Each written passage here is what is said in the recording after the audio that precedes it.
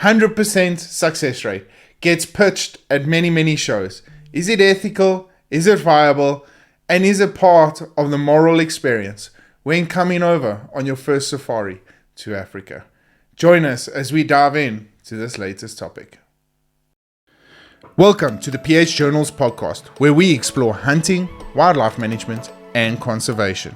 As hunters and conservationists, we know that hunting can be a powerful tool for wildlife conservation, generating revenue and promoting healthy ecosystems. Join us as we explore the latest research, interviewing experts and practitioners, and sharing stories from the field. Whether you're a hunter or conservationist, or simply interested in learning more about this somewhat controversial topic. Hi, my name is Dylan Love. I'm a professional hunter out of the southern tip of the Dark Continent. Join us as I believe hunting is our best conservation tool we have to offer. Hey guys, and welcome yet again to another beautiful day here in South Africa, as well as a stunning way to end the week off by doing a podcast. Those of you that don't know me, my name is Dylan Love. I'm a professional hunter out of South Africa and Africa alike. And I think it's safe to say that welcome, and you've joined probably the number one podcast in South Africa with over 1.15 million downloads. It's been an absolute honor to share my story with you guys across the board.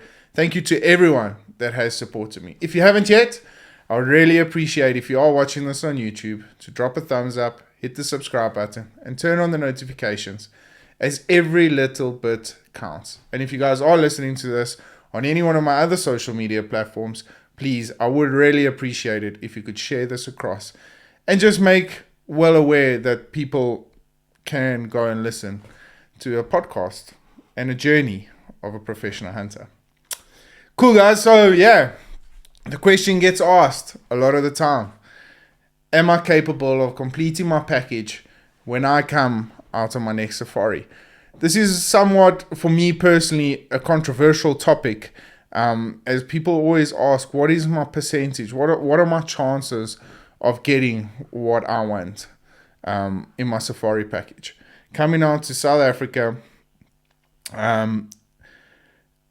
it's a tricky one to answer, and over the years, it's kind of put itself in a little bit of hot water. However, it does get thrown around at these hunting shows. And although I kind of think that it gets frowned upon, at the same time, I think it's a really great way. It's a great sales topic for somebody that's invested pretty much their life savings into a safari and an experience that they would never want to forget. But at the end of the day, that's what it's all about. It's about the experience and not actually how many animals you get to take on your next safari. It's an interesting one for me. And a couple of questions get asked. Should a hunter hone their skills and their equipment so they can expect 100% success rate? Those of you that have followed me on this journey and understand the South African bushveld will understand that equipment now has become increasingly important for a higher success rate on any safari. So spending the time, spending the money on really good gear is always advised so that you guys can come out and have your best chance of harvesting or getting the package that you guys have so dearly put your hard-earned money into. Should a hunter seek to improve their skills to the point that they can guarantee 100% success rate when they go out hunting? And this, for me, is crucially important, because as a bow hunter, there's been probably most of my hunts are less than 50% successful. And what this means is that there's always room for me to improve. So asking yourself the question, if I come out here and it does seem a kind of too easy to be true situation, you got to ask yourself the question, is it really? Take in your surroundings and understand. But what does this mean for an outfitter? Are we doing the best we possibly can to make sure that these experiences are shared across the board ethically? Because let's face it, let's be honest with the topic. Let's be honest with the situation that a lot of institutions in South Africa, or a lot of properties and companies within South Africa, do hunt out of small acreage. And because the increasing growing in outfitters, so too does the properties and the camps, as you would call it, actually get a little bit smaller and compact. The other problem that comes into play is these color variants. Not a lot of people would really understand and acknowledge the fact that having color variants would mean that you would have to separate herds of animals so that the color variants stay pure and they don't get lost in the genetic pool through breeding and crossbreeding. So all these questions have to be asked. Are we giving the best experience possible for the hunter coming out and spending his hard-earned money over here? Or are we adding to the problem by doing what we are doing at the moment? Hence, the question gets asked, how often am I going to have 100% success rate? And I think, guys, we need to ask ourselves a lot of important questions around this. This topic kind of opens itself up for conversation. And maybe I'll post it on my social media as well, because at the end of the day, what is the client actually looking for? Is he coming out here to make sure that he's experiencing 100% success rate on his package? Or is he coming out here for the experience? And I think if you're a true hunter and you understand the industry and where it's going, and you really want to play an important part in the circle of life, I think understanding that getting out here and enjoying the experience more so than actually just killing animals is more of the important aspect here. And by enjoying the experience, not only do you give back into the communities that need, but you promote a healthy and ethical way of hunting, which is good at the end of the day if we're trying to promote this industry as a conservation tool. So, we have to ask ourselves these hard questions. And unfortunately, there's a lot of us out there, and I say us, and I mean unethical outfitters out there that believe in generating money over experience. And they don't understand the concept that it's possible to have both. That if you're going to give your clients a good experience, you're going to get paid well as well. And I think I speak for the clients on this behalf, because I've been in this industry for a little over 14 years, and the more conversations I've had with individuals, it's not always about killing the animal at the end of the day. I mean, I've had bow hunters that have shot one animal on a 10-day safari and had an absolute blast, because not only were we trapped in the middle of a Cape buffalo herd, or stalked 4 hours for a zebra, crawling on our hands and knees, getting cactuses in our asses and all that sort of stuff. The full experience in indulging in cultures, food, and personalities was all part of that. So why advertise 100% success rate if that is not an ethical way to promote this industry? Because let's face it, if we are really going to call ourselves hunters, I've been a hunter since the age of 13, and I can tell you now, I've probably myself only shot between 5 and 6 species of animals, and my beautiful country is riddled with completely different species. And the fact of the matter is that I don't want to go out there and just pull the trigger willy-nilly. I want to have an experience. And I want to be part of the conservation programs that we believe will benefit these animals. So once again, asking the question, does 100% success rate promote your business in an ethical way? And I think the question's getting asked a lot more. Why would you guarantee 100% success rate? Excuse me. And again, as a hunter, as outfitters, we've got to ask ourselves, yeah, sure, there's a lot of us out there that can provide 100% success rate, but what are the sacrifices that we are going to be doing to our current situation? Are we making the camp smaller? Are we, we buying abundance of animals that are unviably, unsustainable for that particular land, with the overgrazing and that sort of stuff. But you kind of becomes like a retail store, because you overstocking the land, and it's not sustainable for that land, but you can possibly shoot that quota out. It's a very risky and delicate process if we as hunters are going to promote conservation efforts. So ask yourself that, and then as a hunter, you've got to ask yourself, am I going to be a part of the problem?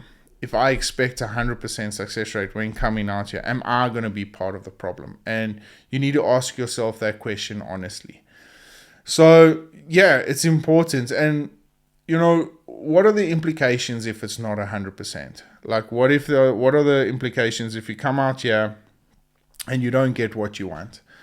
Are you going to go back and be sour about it? Or does this afford you the opportunity to come back to Africa and harvest or hunt the animal that you have based your whole life on? Of course, there are situations where individuals are getting nearer to the end of life and their opportunity hasn't come on beforehand, and now it's their once in a lifetime opportunity. Of course, you want your professional hunter and your outfitter to give them the best possible chance there is. But it's still, should we still call it 100%?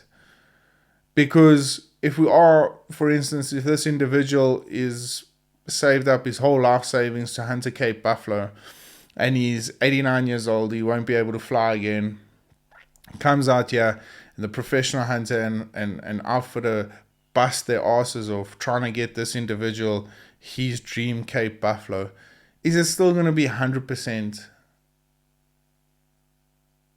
Or how would you say it? 100% success rate?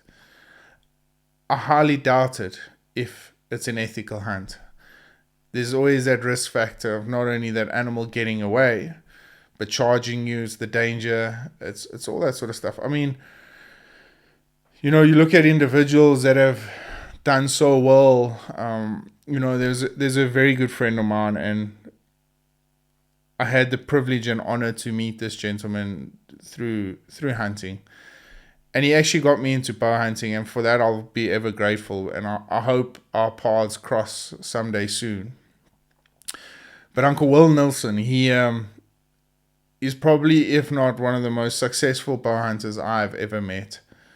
But just his output on life is thrilling. He's come out to South Africa probably 20 times at least. At least it could be more, could be way more. But still never got every single species South Africa has to offer. And we're forever looking for different opportunities, especially with a bow, species such as blue duiker, Cape Graceback, Oribi, that sort of stuff.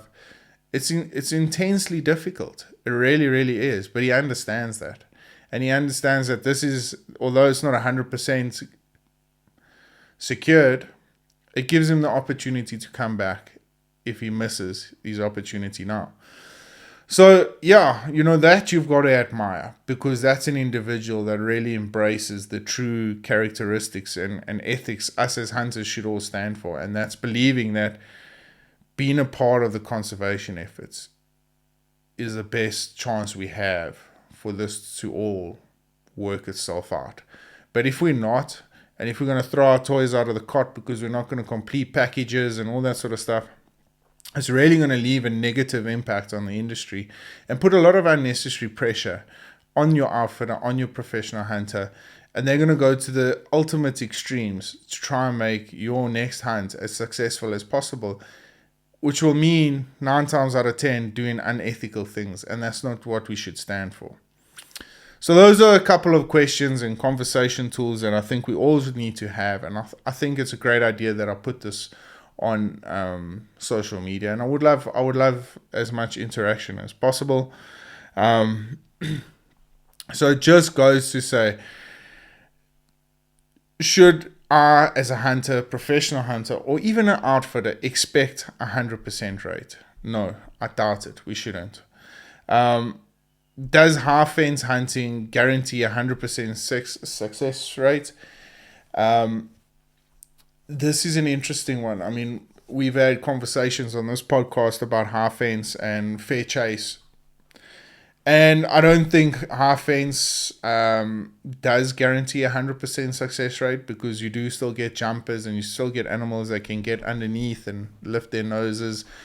And there's big enough properties out there to back the statement up. However, like mentioned before, because of all the different aspects that safari companies have got to entail over the past couple of years, like I mentioned, with color variants, size, all that sort of stuff, it's led to a lot of game farms, if they own 10,000 acres, breaking it down into smaller camps so the color variants don't get mixed up, or the larger animals' genes don't get mixed up with the smaller animals. So it's just a vicious circle if that's the way things are. However, there are individuals out there that have got large sums of property and are doing things naturally in the correct way. Yes, of course, we all understand that keeping your golden wildebeest away from your blue wildebeest is highly advised. And thanks to our South African wonderful gentlemen at Environmental Affairs, believe that crossbreeding of black wildebeest and blue wildebeest, I've never seen it personally, and I haven't seen any proof or evidence that it actually happens. Believe that we need to keep these animals separated, although they've been roaming these lands for generations and years and years and years together. They believe we've got to separate them, so now you're finding individuals having smaller camps or grasslands separated for these specific animals. So you're kind of in this weird transition now, because as an outfitter, you've got to balance all these things up. But at the same time, keep your property large enough for this to all be ethical and make sense at the end of the day, and be an ethical hunt and experience. Could a hunter or PH or outfitters knowledge of their quarry and hunting area guarantee 100% success rate in a free range area? No, this can't guarantee any 100%. Although a lot of animals, just like our fellow North American individuals, where a lot of the game paths can be picked up, whether it be from travel to and from water, or in the rat season, you'll often find big bulls moving across, and you will be able to pick on different breeding patterns and paths walked. So it does make it a little bit easier that way, but at the same time, it doesn't give you 100% success rate. Things could change, the weather could change, could veer off course. You've got the factors of full moon, what time of the day are the animals working. However, I do recommend that outfitters and PHs do their homework when it comes to certain times of the year. For instance, the rat for the fellow deer is coming up now, and I'm going to go and put in a lot of extra work, put out trail cameras, make sure that I'm understanding the aspect of the landscape and how these animals are traveling to and from. Does this add to the success rate? No, it doesn't. And neither do I think that baiting adds to the success rate as well, because for instance, our blue darker, we don't bait, but we put out water holes during the hot warmer seasons, and we put up trail cameras, and you can track the pairs coming in and out, and it still doesn't leave you with 100% chance of getting that animal, because like I said, the patterns could always change. It could be something that could veer the pattern off, whether it be 2 days bedding down because of the wind or rain, weather conditions, or just simply moving in and out more frequently when it gets to the cooler months, because they don't want to sit around and they want to feed more and make sure that they prepare themselves body-wise for winter or the rat coming up. So these things are all important as far as preparation is concerned for a professional hunter, for an outfitter as well, but still doesn't guarantee 100% success rate.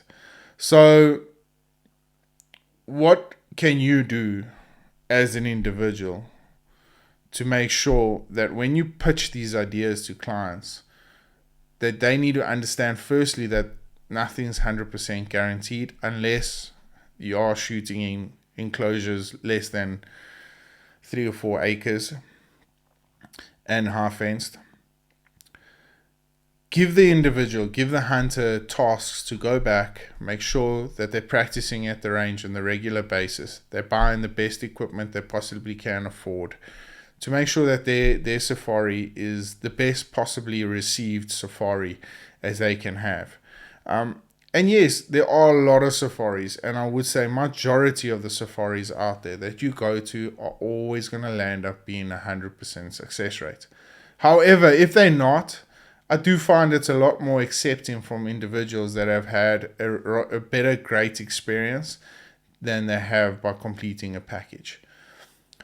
What does this mean from an outfitter's perspective and why they would encourage 100% success rate is because, number one, it's a great sales point. Those hunters coming out here believe that, they believe that their money is safe, that they're going to get what they paid for. However, I know there are more than the fair share of outfitters there that if the package is not completed, they will reimburse those hunters. But at the same time, a hunter does get a little bit nervous because they're not sure when they will be coming back.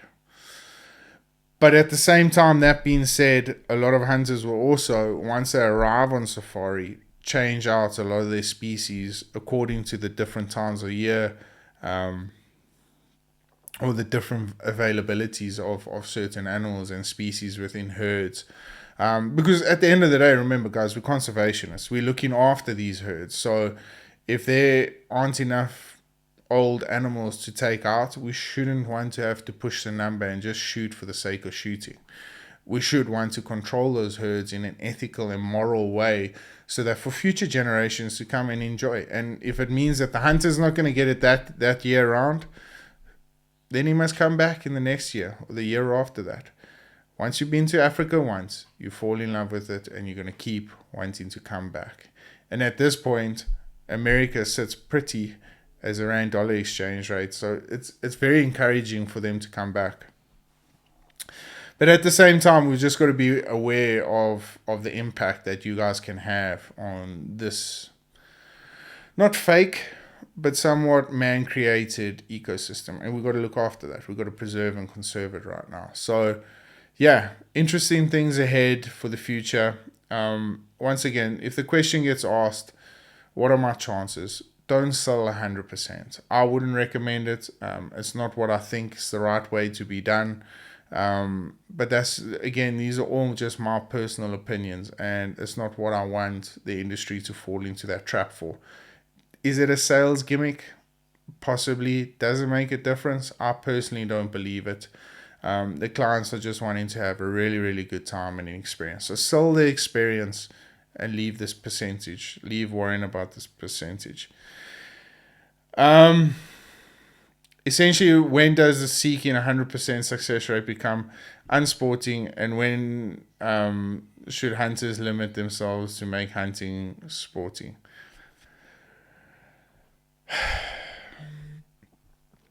Like mentioned, I think it becomes unsporting when you are hunting in less than a 2-acre camp and you know exactly what's happening.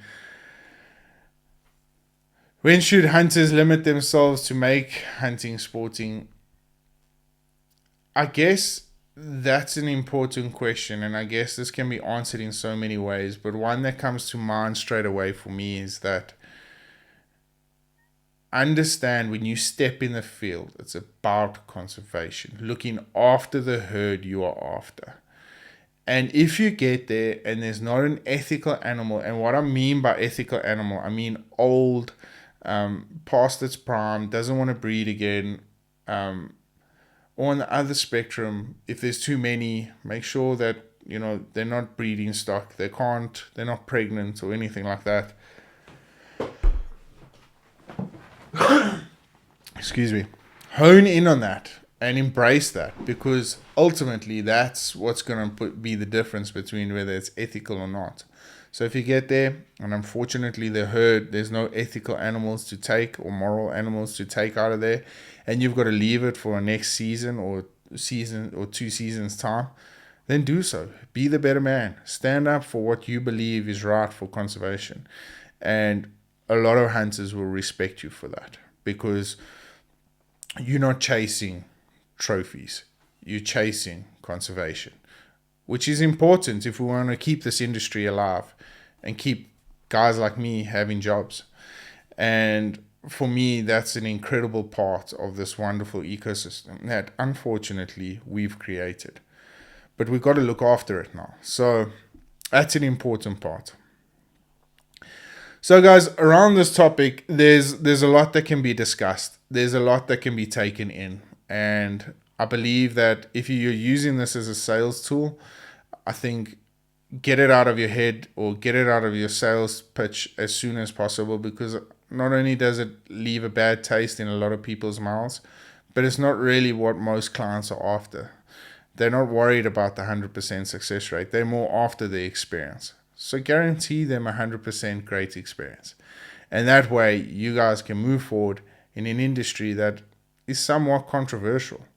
And we need to stick together, because if we turn this around and we've got every Tom, Dick and Harry pitching their ideas that this is going to be 100% success rate, building smaller enclosures to provide, because you've pitched it now, so to supplement your promise that you've made at these shows, well, then we're just adding bigger issues to the problem. And it's a matter of time before this massive big hot air balloon explodes in our face. And if we as hunters aren't going to stick together and make sure that we can cool this thing down together, it's never going to work. And we're just going to just carry on being a controversial topic in this fight against our wildlife conservation.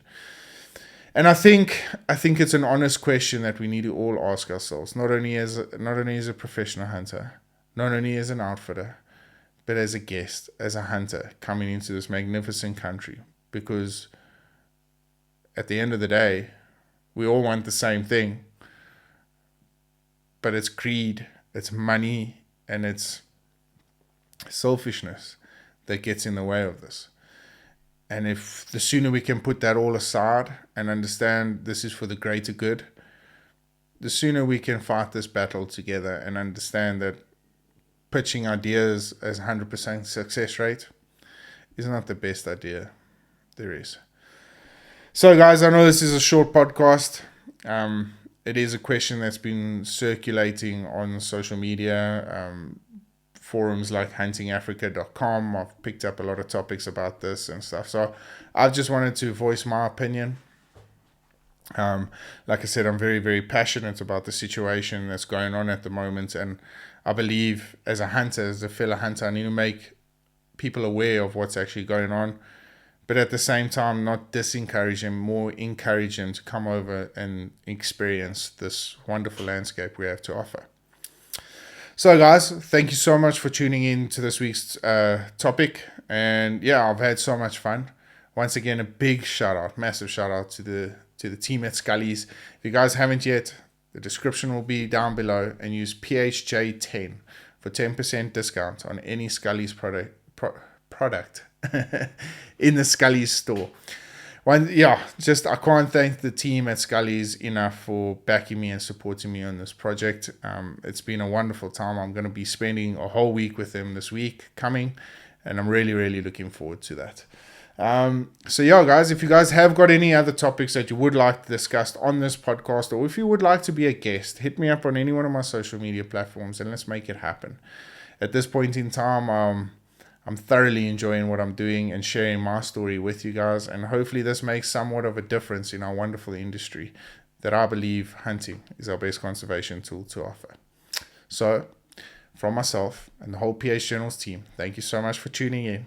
And if you are, happy hunting. Until then, stay safe, stay blessed, stay humble. We'll catch up with you guys soon. Cheers for now. The Journal is brought to you by Treason. Don't just blend, become. Splitting Image Taxidermy, worth remembering. Maxxis Tires, covering PHs over any terrain. Magnum Archery. Scully's, the little things are what makes life wonderful. When Nandi blends, changing the game. FFS Outdoor. Versatile gear for any situation. PH Toolbox, helping you make your own adventure.